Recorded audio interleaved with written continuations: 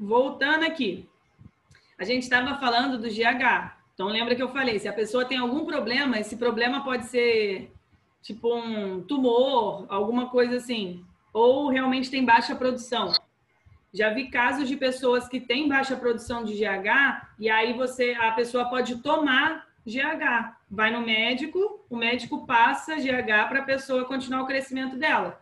Mas se for um problema grave que não se resolve desse jeito, ela pode ter nanismo, né, se ela tiver baixa produção, ou ela pode ter gigantismo se ela produzir muito. Mas a galera gosta de tomar para aumentar a massa muscular e aí pode dar a chamada acromegalia. Realmente é muito grande, assim, fica um queixão, mãos muito grandes, tá? Espero que vocês não usem isso, né? Cadê o Lucas? Cadê o Lucas para a gente conversar sobre isso?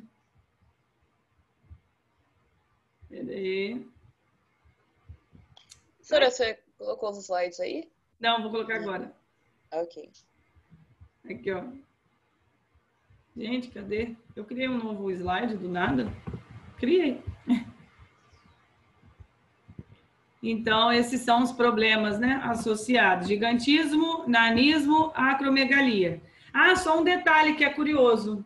Hoje em dia, a galera já consegue ter uma produção de GH. Se não me engano, eu lembro... Hoje em dia já deve estar super mais atualizado, né? Então, conseguir fazer em laboratório e tal. Mas eu já vi casos que antigamente as pessoas tiravam GH de gente que morreu. Era muito difícil conseguir, assim, então tirava, tipo, da pessoa que morreu GH para ser aplicado. E aí já vi também de usar a aplicação de GH de porcos, alguma coisa assim, igual a insulina. Mas aí a insulina, a gente vai falar dela, hoje em dia são bactérias que produzem insulina para a gente. Mas muito doido. Ô, professora. Oi? É impressão minha ou, tipo, parece que a cada geração que passa o pessoal vai ficando maior? O pessoal vai ficando o quê? Maior. Tipo, eles vão aumentando de tamanho. Ou Eu acho essa que impressão? isso... Não, isso deve ser... que está aumentando na população, às vezes, alelos que estão associados com alta estatura. Mas nada induzido a isso não, sabe? Uhum. Daí eu acho que é aleatório mesmo. Sei lá, eu tenho Eu essa conheço muita impressão, gente assim. baixinha, tá? É. Então mas eu acho que isso é mais aleatório. A não ser, não sei, as pessoas, agora eu quero me relacionar com pessoas altas. Aí começa a ter filhos com pessoas altas, entendeu? Não sei. Entendi. Acho que isso é aleatório mesmo. Vamos lá, passar aqui. Aí, a prolactina já falei, tá? Olha as glândulas mamárias aqui, ok?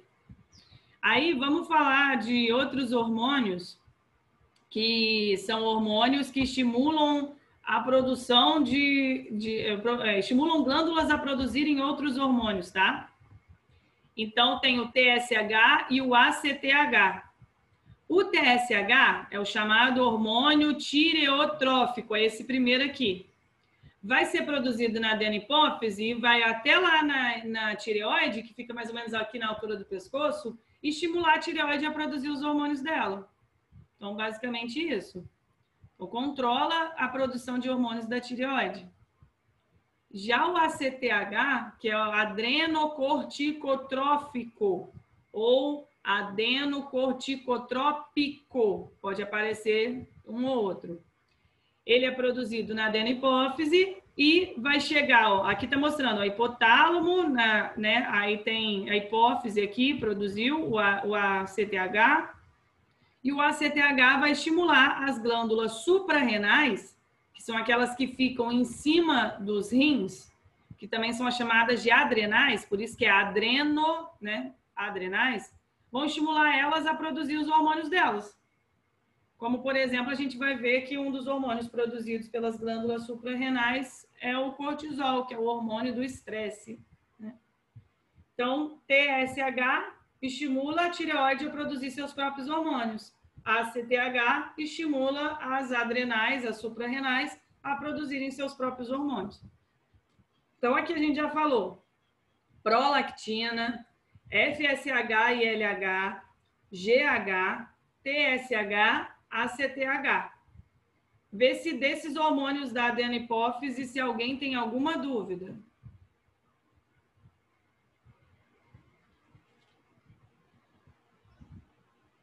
Viu? Então, partiu tireoide. Saímos agora, então, da hipófise, tá? Finalmente, depois daqueles milhões de hormônios, saímos da hipófise e vamos para a tireoide. Tireoide fica mais ou menos aqui na altura do pescoço. Cai bastante isso em prova por conta do hipotireoidismo e do hipertireoidismo. Quais são as glândulas que a tireoide produz? A tireoide produz, aqui está até mostrando a hipófise, produziu o TSH, que estimulou a tireoide a produzir 3 hormônios, T3 e T4, tiroxina e triiodotironina. Ah, mas esses nomes assim, normalmente vai aparecer para você como T3 e T4.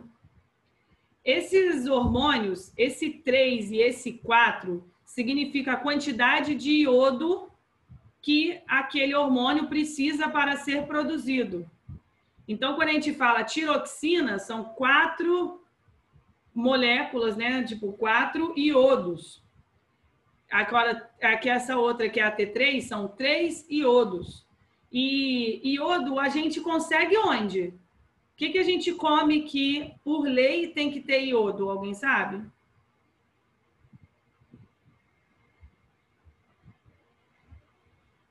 Isso, sal. Se você for pegar o sal de cozinha, você vai ver que tem lá sal iodado. Por lei, foi obrigatório colocar iodo no sal, porque se a gente não tem iodo, como é que você vai formar os hormônios da tireoide, T3 e T4, né? Você não forma. E aí, basicamente, eles fazem a mesma coisa, Cecília, tá? Basicamente, o que você tem que entender desses 2 hormônios é que eles aumentam e controlam o metabolismo do corpo. Como assim controlar o metabolismo?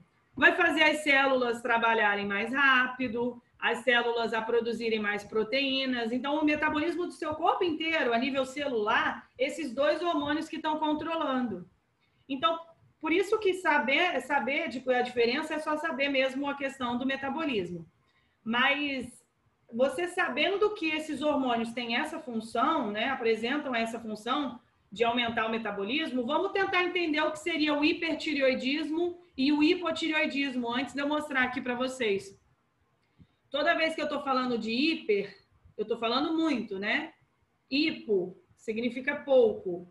Então, o que vocês acham que acontece no hipertireoidismo?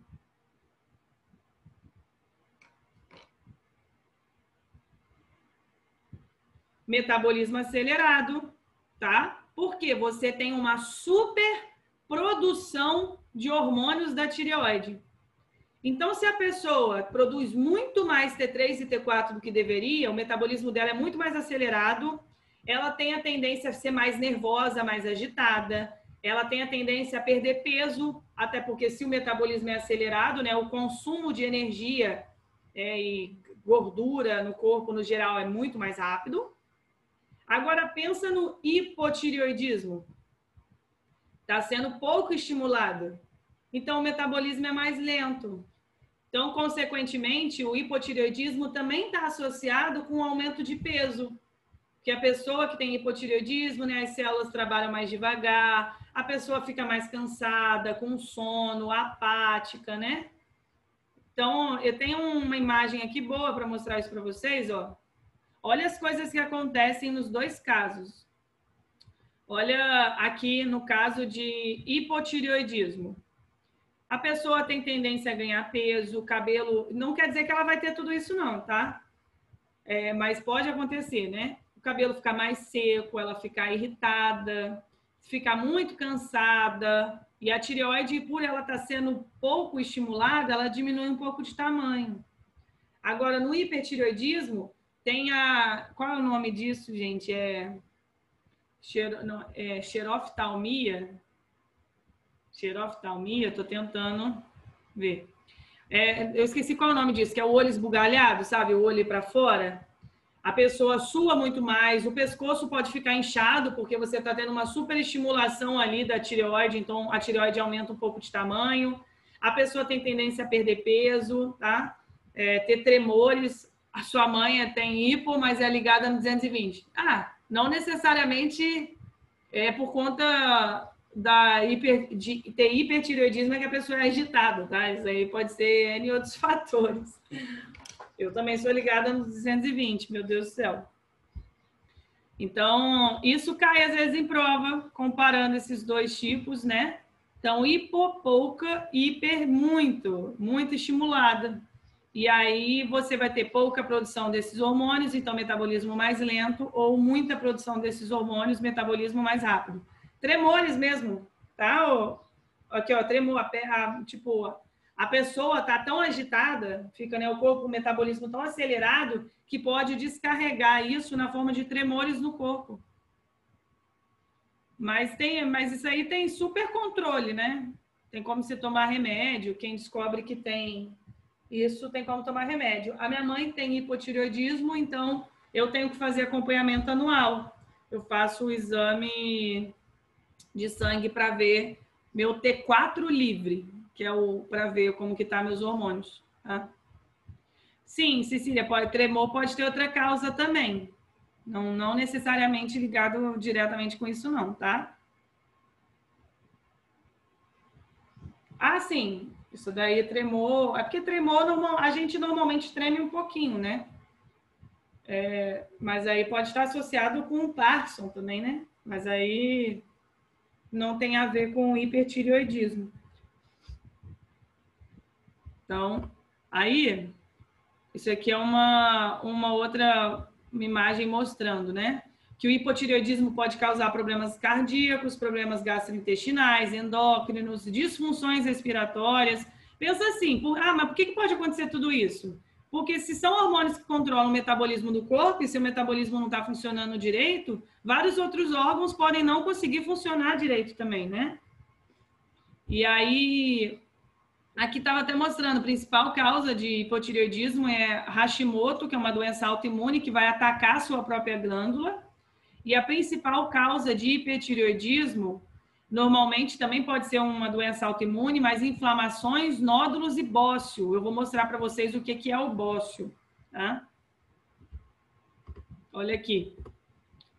O bócio, tem uma doença chamada bócio endêmico, que caso a pessoa não tenha ingestão direito de iodo.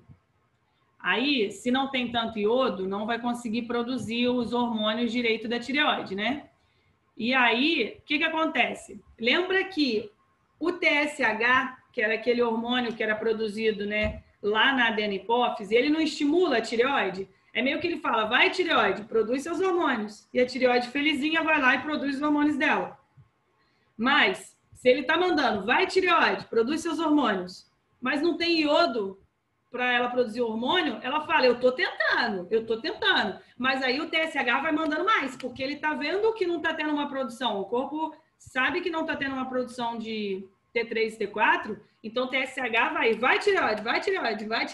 O que acontece? A tireoide ela fica super estimulada, mas ela não tem o substrato para produzir o hormônio dela.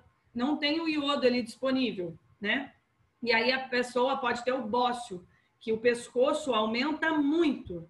Tem até aqui, ó, uma imagem mostrando de bócio, né? Então, esse exemplo que eu dei é o caso de carência de iodo.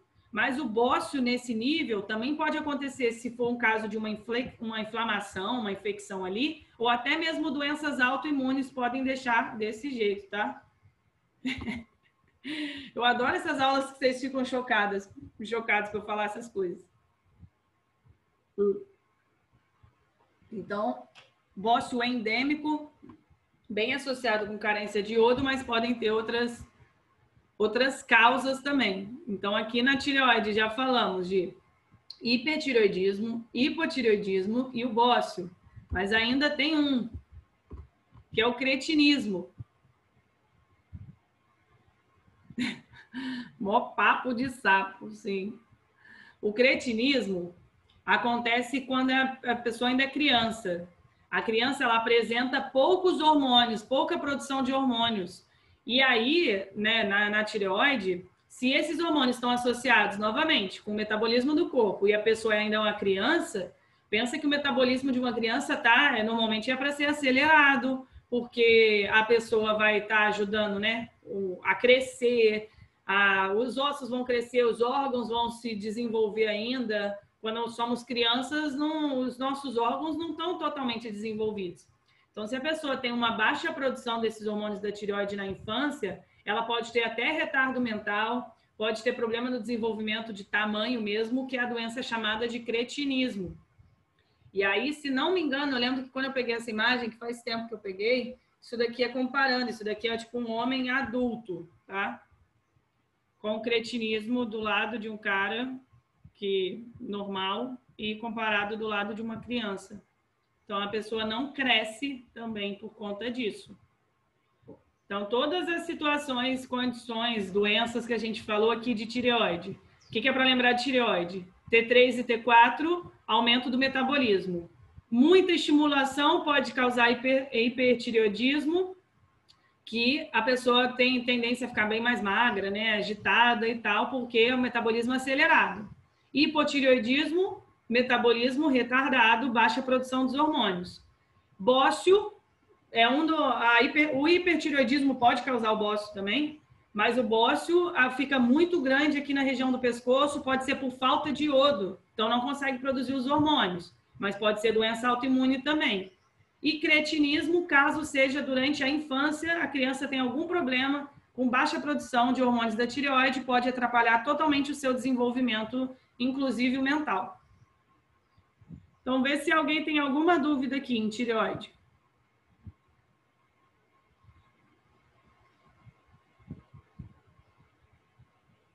De boa? Sussa?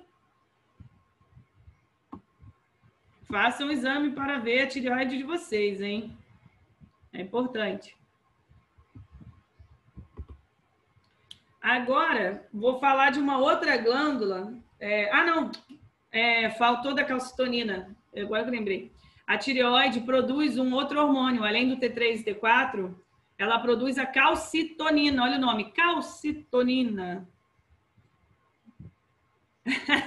Pô, que isso, Luiz? Que sacanagem. É porque a gente ainda não chegou na aula de vermes. A gente, quando tiver a aula de vermes, aí que é maneiro. Todo mundo fica achando que tem verme.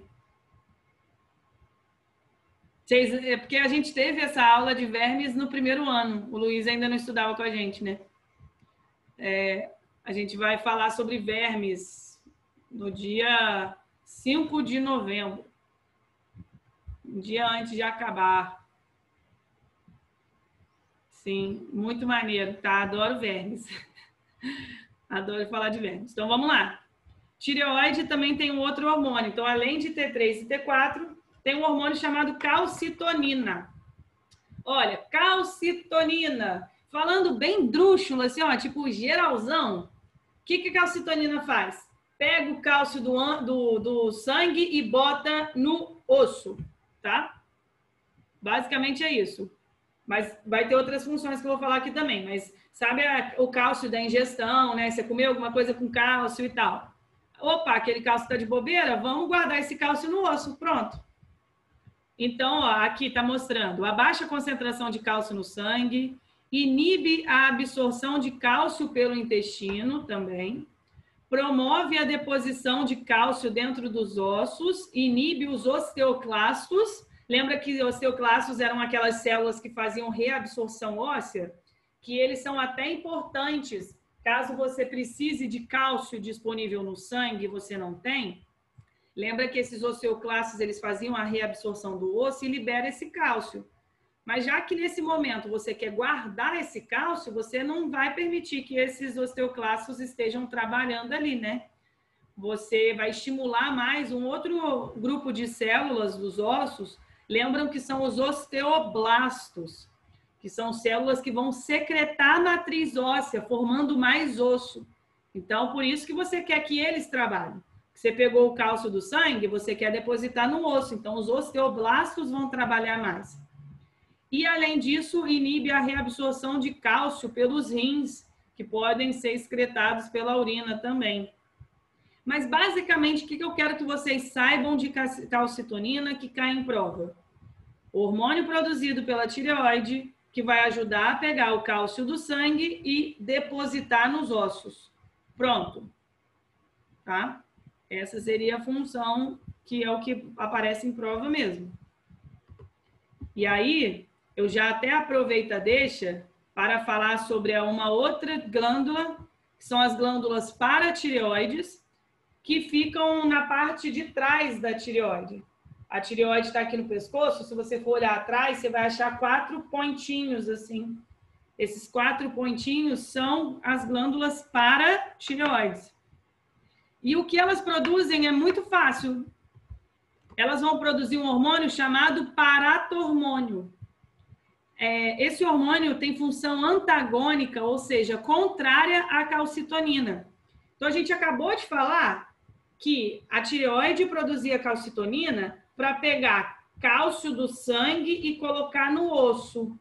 Se o paratormônio tem função contrária, o que ele faz? Tira cálcio do osso e bota no sangue. Pronto. Então, esse hormônio, por que a gente vai precisar de cálcio no sangue? Alguém tem ideia? O que no nosso corpo precisa de cálcio?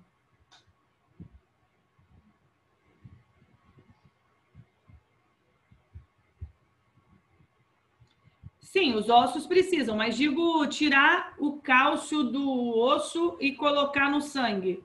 Por que a gente precisa de cálcio no sangue, assim? Para atuar onde? Fazer o quê? A gente chegou até já a falar. Contração muscular, isso é uma. Outra coisa que a gente precisa de cálcio é até para a propagação do impulso nervoso.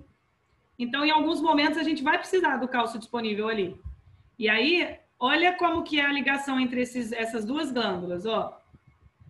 A tireoide, né? Vamos supor que tem um grande nível de cálcio no sangue. A tireoide produz calcitonina. O que ela vai fazer? Aumenta a deposição de cálcio no osso, diminui a absorção de cálcio nos intestinos e diminui a absorção de cálcio nos rins. Com isso, vai ter uma diminuição do nível de cálcio no sangue. Aí vamos supor que agora você precisa ter cálcio no sangue de novo. As paratireoides produzem paratormônio, que estimulam a saída do cálcio dos ossos, estimulam a absorção de cálcio pelo intestino e diminui a eliminação de cálcio pelos rins.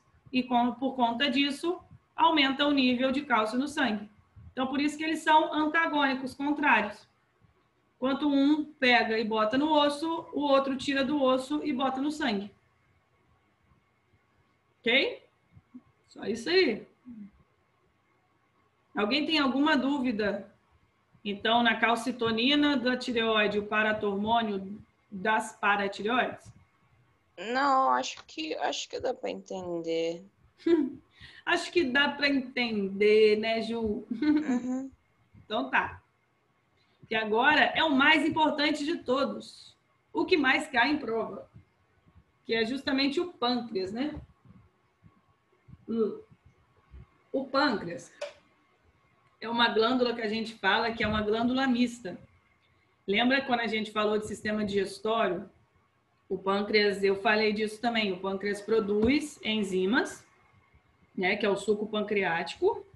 A secreção de enzimas, a gente fala que é uma função exócrina, né? Libera aquelas enzimas que vão para o duodeno para ter atuação lá. Mas o pâncreas também produz hormônios. E esses hormônios são produzidos em um grupamento de células chamadas ilhotas de Langerhans ou ilhotas pancreáticas. E tem 2 tipos de células nesses locais ali no pâncreas.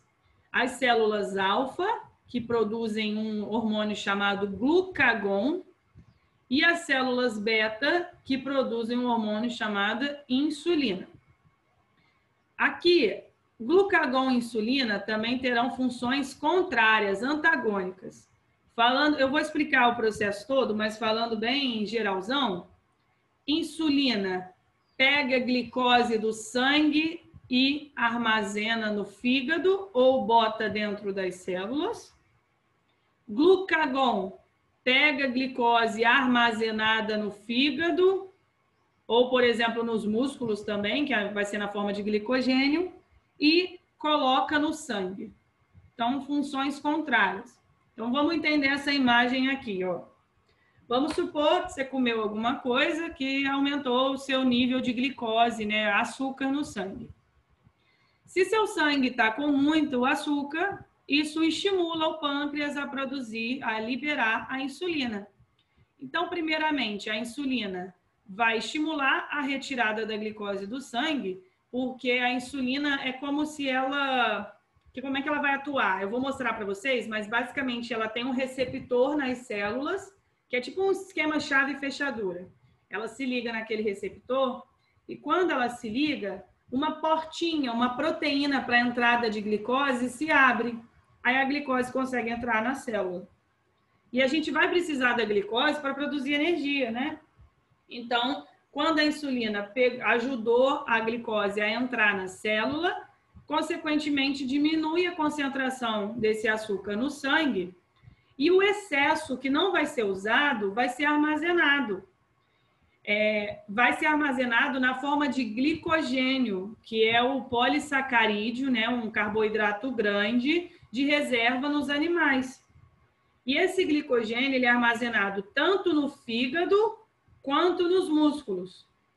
Então, aí veio para cá, ó, glicose se transformou em glicogênio, pronto, ficou armazenado. Aí agora, vamos ver a situação que você tem baixa produção, tem baixa quantidade de açúcar no sangue. E você precisa ter, né? Você está com hipoglicemia, por exemplo. Você precisa aumentar a quantidade. Essa baixa quantidade estimula o pâncreas a produzir e liberar o outro hormônio chamado de glucagon. Então, o que esse hormônio vai fazer? Vai chegar lá no fígado, vai chegar lá nos músculos e vai estimular a conversão contrária. Vai pegar o glicogênio e quebrar em glicose novamente, e aí essa glicose vai cair no sangue, consequentemente aumenta a concentração dela no sangue, e aí depois, novamente, a insulina vai sendo liberada e fica nesse vai e volta. Quando você tem muita insulina no sangue, você tem baixo glucagon. Quando você tem muito glucagon, você tem baixa insulina. Então, fica nessa, né? De vai e volta, causando alguns processos que eu vou falar para vocês quais são eles. Vê se alguém tem alguma dúvida aqui da função da insulina ou do glucagon.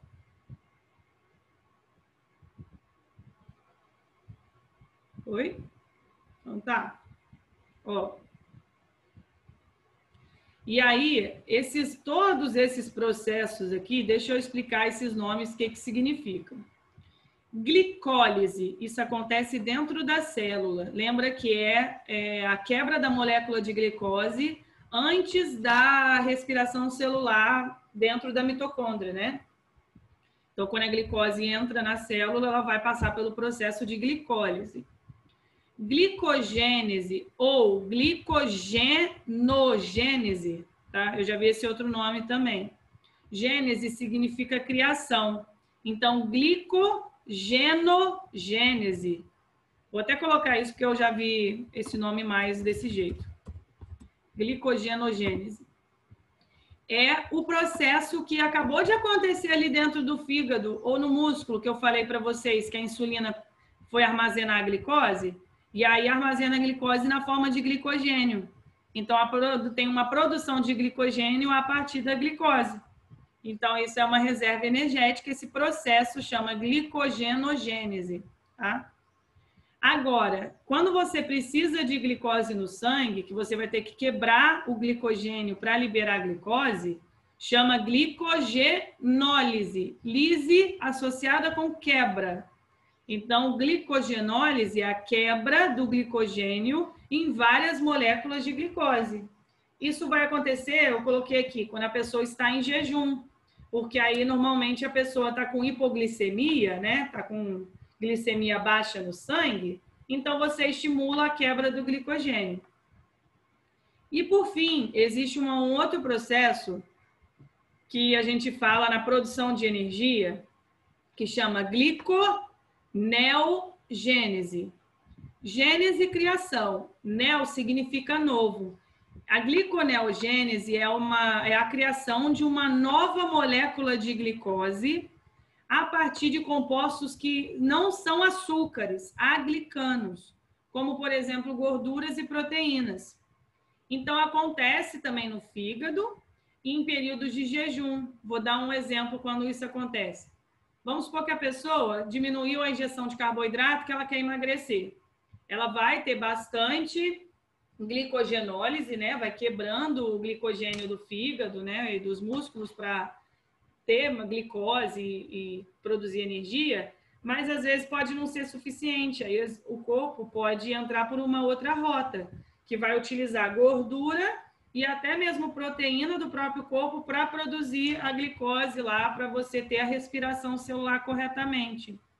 Então, por isso que a pessoa de começo, quando vai fazendo uma dieta assim, ela vai ver uma diminuição da circunferência abdominal ou uma diminuição de medidas, porque ela está perdendo gordura. Que a gordura é uma reserva energética secundária do corpo, né? Nosso corpo prefere utilizar a glicose, o carboidrato, mas se não tiver, pode utilizar lipídio ou proteína para produzir energia. Então, olhem aí essas definições, vejam se vocês têm alguma dúvida nelas.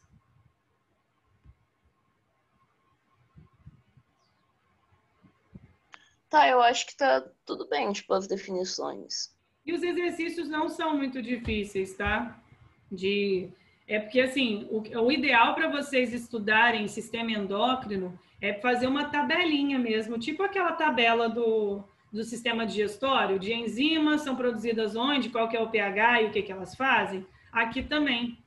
Tipo, escrever glândula tal. Tem até uma tabela que eu vou enviar para vocês, mas tem glândula tal. Quais são os hormônios, onde eles são produzidos, né? Onde eles atuam, qual que é a doença. Então, a tabelinha ajuda a estudar melhor. E aí, vamos entender, então, a diabetes. Aqui, ó, diabetes mellitus ou mellitus é diferente da insípidos, tá? Em situações normais, olha como que a insulina, que foi produzida ali nas células beta, a insulina vai estar atuando. O pâncreas liberou a insulina vai se ligar aqui a vou até colocar isso para baixo, para mim tá ruim. Ó. A insulina vai se ligar a um receptor aqui na célula, e aí a glicose consegue entrar. Ótimo. Mas existe diabetes do tipo 1 e diabetes do tipo 2. Vamos ver quais são elas. Agora vamos mexer com isso aqui e volta isso para cá. Não, peraí. Aqui. Ó. A diabetes do tipo 1, normalmente a pessoa já nasce com isso. A pessoa tem problemas nas células beta, que as células beta não produzem insulina. Então, como é que a glicose vai entrar na célula? A gente diz que a diabetes do tipo 1, as pessoas são insulinodependentes.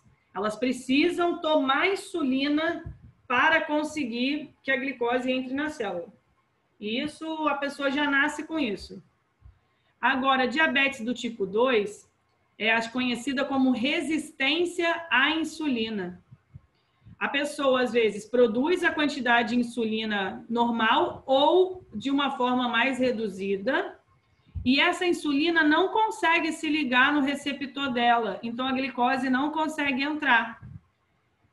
A diabetes do tipo 2 está mais associada com obesidade, né, com gordura, pode fazer com que esses receptores de insulina parem de reconhecê-la.